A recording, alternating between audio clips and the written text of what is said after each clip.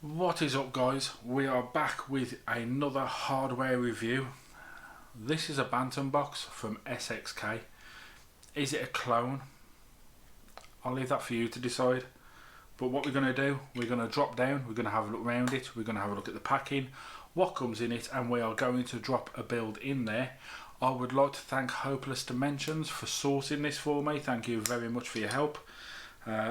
Not so much sent for a review, but I'm going to review it anyway. This is a Bantam box. Catch you in a minute.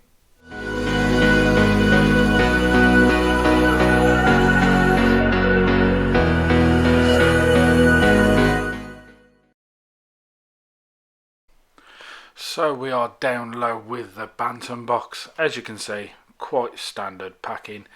Logos on the front, logos on the side. SXK 30 chipset, which is a new chipset. Designed by Pro Vapes. The same on this side. We're looking the same all the way around. So on the back you will get some specs. You will get a bit of information about the Bantam box itself. The fact it requires an 18350 battery, which I found really hard to get hold of. You get your contents, which you'll get the back box itself, a 2mm refillable tank unit. That is dependent on the actual bridge you use inside, spares, RTA unit, various coil adapters and so on, with your warnings all over the bottom. So once you open the box, there is your colour choice as well on the top. Mine is the black. Once you open your box, you will have a QC pass card. A lot of these I believe are just thrown in anyway. Warranty card. You get an information booklet. If you don't already own any type of billet box or SXK product, I suggest reading this.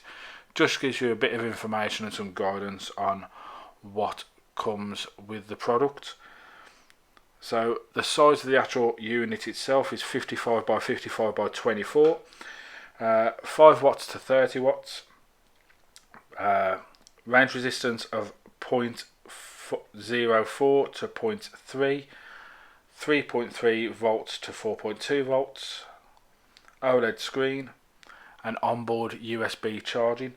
So as you can see in the box, we get quite a few spares. Let me just sort this out. This was sent across, sourced for me by Vape Boutique up in Blackpool, so a big shout out to them. Go and follow them on social media. Great guys. Yeah, he managed to get his hands on this one for me and sent it across. For those of you who don't know, Anthony, who owns HD, also creates handmade coils, and he was kind enough to throw me in some, when we can get this to focus.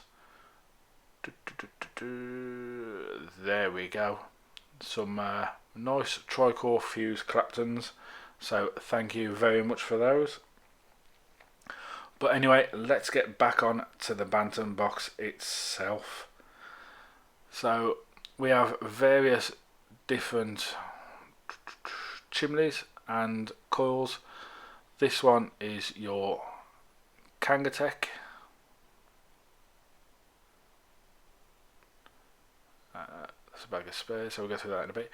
Right, this is a 510 adapter. I'll show you later that you can actually use this on a mod to test your build before you even use it. We have the Aspire, which comes with the Nautilus coil, and that comes in the pack as well. So even if you don't want this for rebuilds, it already comes with an Aspire Nautilus coil, so you are pretty much ready to go. Let's bring that up. Right. You'll have to excuse the fingernails. I've got a bad habit of biting my nails. But right, let's zoom in on this. There we go. That's the Aspire bridge with the Nautilus coil already in there. Yep. Make sure you keep all these parts because you never know when you're going to need them, even for the rebuilds. Some spare O-rings and one for around the glass on the actual pod. Let's take a look over at the mod itself, because there are some more decks with this as an RBA unit. So as I said, sizes are 55, 55, 24. Magnet doors on both sides.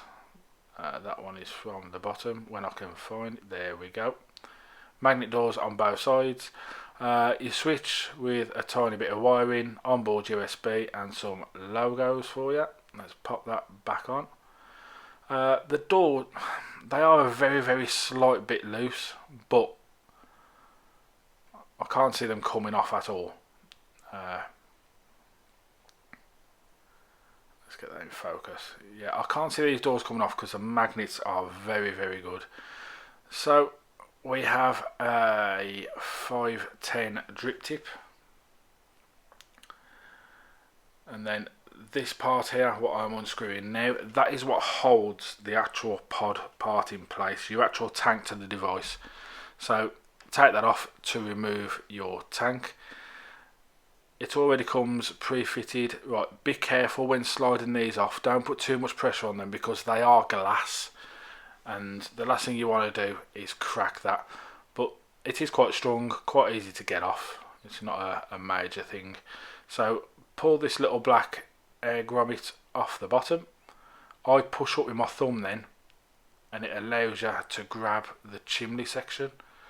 So you can pull the chimney out, and then 1 minute when I can get round to it. There we go. Chimney out, and that will reveal this, which is your RBA section. So put that to one side, and that. Pardon me.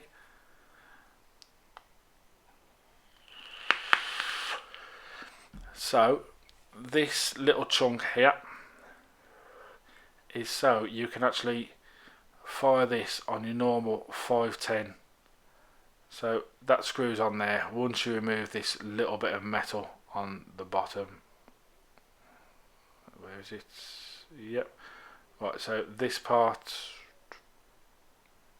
unscrews. Yeah, so basically there's a bit what unscrews on the bottom, but I'm not going to do that just yet. Put that to one side, so I might as well show you. Right, okay, so the top end of the deck screws off like so.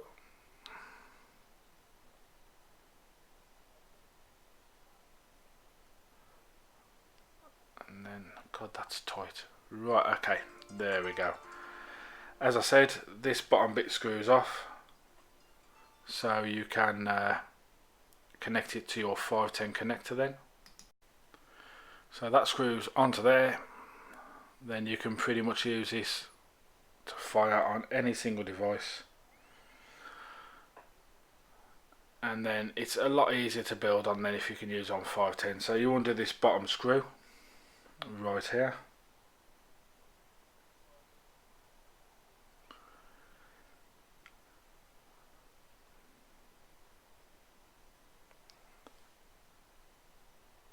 make sure you don't lose that because it is tiny.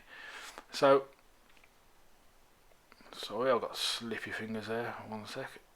Just pull that side off, and that reveals your build deck. So now if we grab, sorry about the jump cut there. Right, yep, so crikey, this camera, for some reason it doesn't want to play ball today. Right, so these tiny screws here loosen off,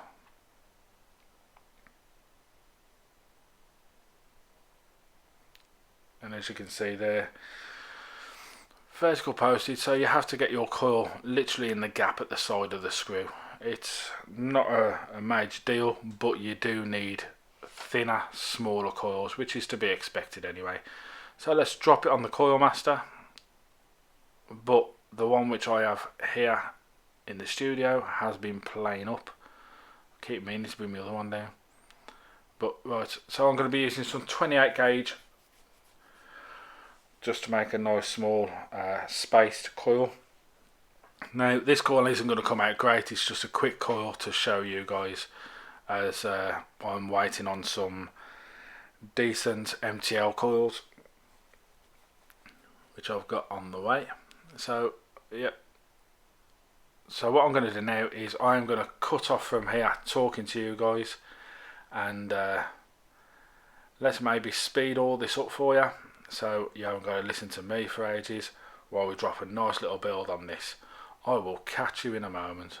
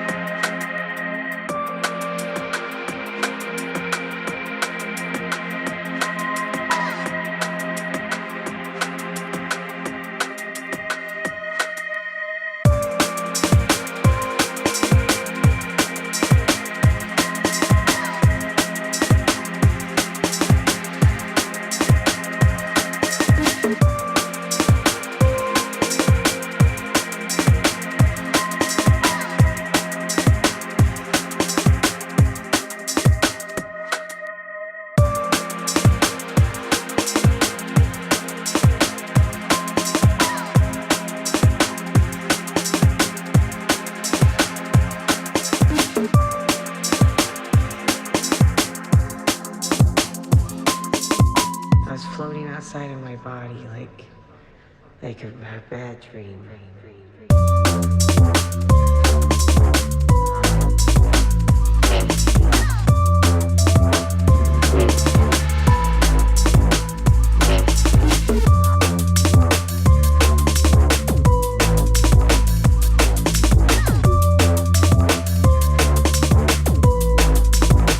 Like a bad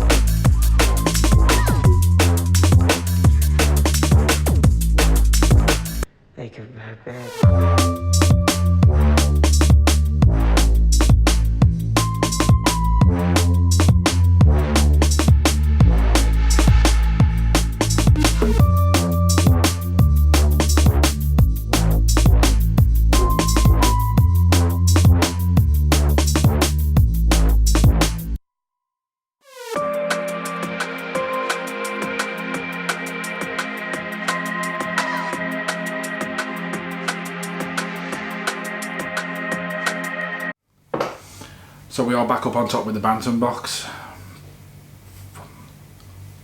not gonna lie, and a few people are gonna whinge, I absolutely love it. Right, for any of you who know billetbox, billetbox are a very high-end company who do very, very similar. This is basically a smaller version, and yeah, it's not a clone, but it is a clone. It depends what way you look at it. This will run on all your billetbox bridges, every single one of them. Excuse me. Your billetbox tips, your billetbox tanks, they will all run on this. Anything you own from billetbox will work on this. So in that way, it could be a clone, but on the other hand, it happens within the industry. And don't get me wrong, I love billetbox, I love what they do, I love what they stand for. Billetbox are a great company, but if you make great things, people will try and follow that. Now, let's go through some of the specs and stuff before I delve into it.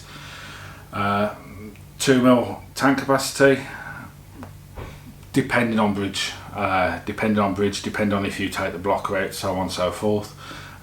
It varies because there are so many different bridges for this.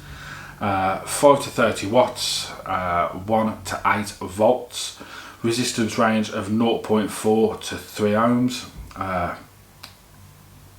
LED OLED display, sorry. The battery is an 18350, which I will run into that in a moment. Onboard USB charging. What you will get in the box is the device, the tank. You will get a Spire coil.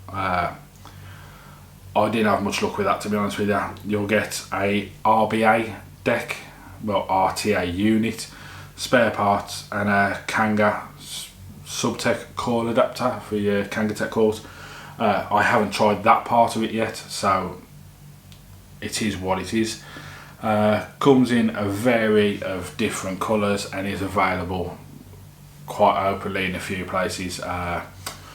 Let's have a look. Pro Vapes have them in at $49.99. So yeah, right. The clone side of things. How can I put this? If any of you know anyone who drives a Fiat 500, is that a clone of the Abarth? You know, there is so many different things which you could class as a clone in any single industry, not just the vape industry, anywhere across the whole industry. There are clones of the C920 webcam. You know, there's clones out there which they're a different label on the front, but they are exactly the same thing.